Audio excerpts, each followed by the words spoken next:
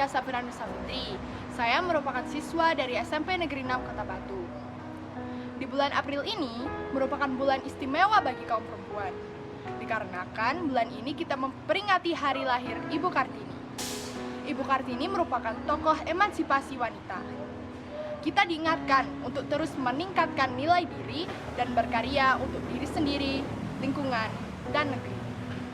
Raden Ajeng Kartini merupakan putri Bupati Jepara. Hingga usia 12 tahun, ia diperbolehkan belajar di Europe Laker School. Dan hingga akhirnya harus tinggal di rumah untuk dipingit. Keinginannya meningkatkan derajat perempuan sangatlah tinggi.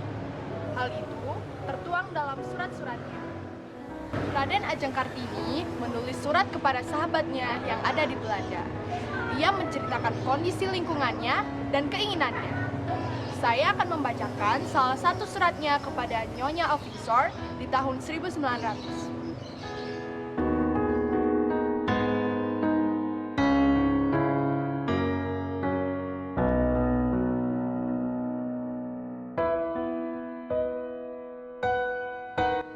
Hampir dapat lulus juga.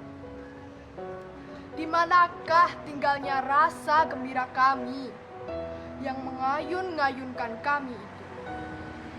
Intan permata yang sudah membawa kami menempuh kesusahan sekian banyaknya. Senantiasa perlu supaya dapat menempuh hidup ini. Hidup yang pasti akan berat bagi kami. Mana rajin kami itu? Mana senang hati kami? Keasikan bekerja yang telah sekian lama mendorong kami membuat jelita-jelita? Mana senang hati kepada barang apa saja? Sehingga membuat kami lupa ada kata jemu dan bosan. Ibuku, adakah lagi yang lebih celaka daripada seseorang yang lalai, lengah, tiada minatnya sedikit jua pun? Itulah yang mengancam kami. Bila tidak ada kejadian barang suatu yang membangkitkan kami daripada keadaan lesu, layu, tiada bernafsu, daripada kehilangan hati kami seperti sekarang ini. Kami sangat menderita oleh kehilangan rasa, oleh semangat terkulai. Tiadalah terbayang-bayangkan hebatnya. Apa gerangan salahnya? Sakit? Kami tidak. Adakah barangkali masa penderitaan yang sudah kami tanggung itu datang kemudian lagi mematahkan hati kami, menghilangkan rasa? Aduh, sedihnya pikiran. Semangat kadang-kadang tiada tertahan. Haruskah ada kerja yang mengasihkan kami, yang tiada henti-hentinya, mengikat perhatian kami, sehingga tiada sempat berpikir berazab hati. Itulah cuma yang dapat membangunkan kami kembali, keteguhan batin kami yang meredam itu. Itulah cuma yang sanggup mengembalikan keteguhan hati kami. Kerja, itulah dia. Hasrat akan kerja yang kami cintai. Karena itulah, maka kami lesu terkulai itu. Celaka sangat rasanya. Merasa diri suka bernafsu akan bekerja, tetapi terkutuk berpangku tangan sepanjang masa. Kami tiada hendak, tiada dapat percaya bahwa hidup kami akan biasa saja jadinya. Tiada lebihnya dari orang lain. Akan tetapi, sungguh pun demikian. Tiadalah dapat kami bayang-bayangkan dalam hati kami bahwa hidup kami yang bagus itu akan terkabul juga akhir kelaknya. Coba cita-cita kami hampir sajalah tercapai, yakni menurut sangka kami hanya beberapa hari saja lagi memisahkan kami dari kehidupan baru hasrat kata hati itu. Harapan, tinggal harapan. Pedih rasa hatiku mengenangkannya lagi.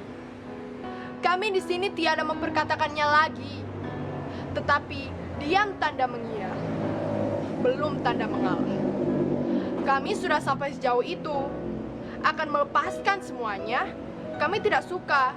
Dan sekali-sekali tiada niat kami hendak membuangnya. Baik tidaknya perbuatan kami itu, kami tiada tahu. Tetapi kami tidak dapat dan tiada suka menurut kehendak lain daripada kata hati kami.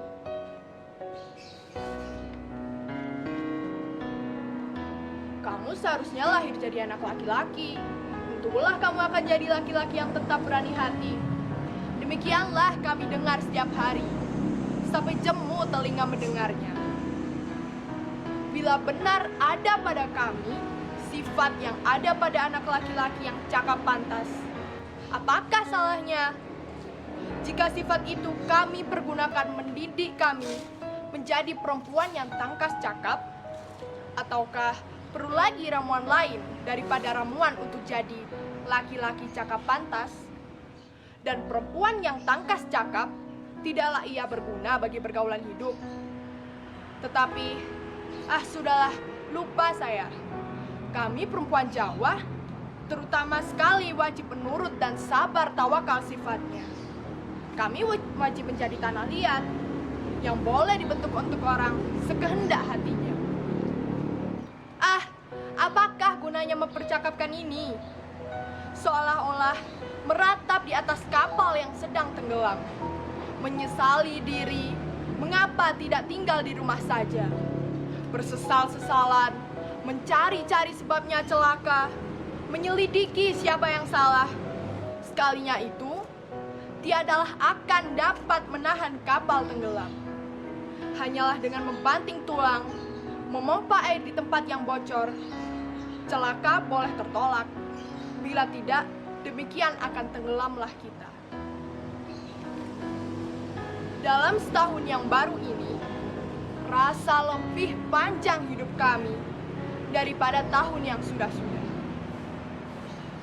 Serasa-rasa ada yang hendak dikatakan kepada Bapak, kepada anak ibu yang tertua ini tetap segan, karena akan melukai hati agaknya.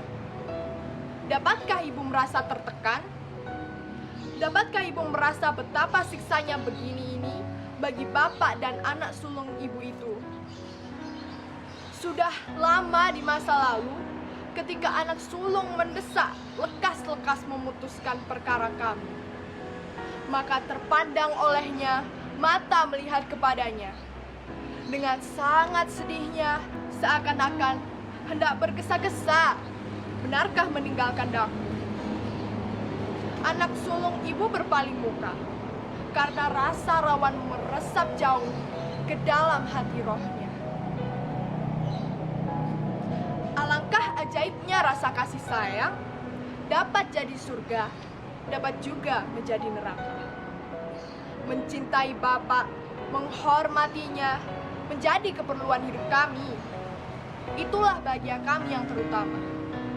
Bila hilang rasa cinta itu, akan gelap sajalah hidup kami. Dari tangannya lah kami menerima bahagia itu. Bila tidak, bagi kami bukanlah bahagia namanya. Bila tiada merasai cintanya, maka kemalangan kami pun tidak akan pernah terasa genapnya.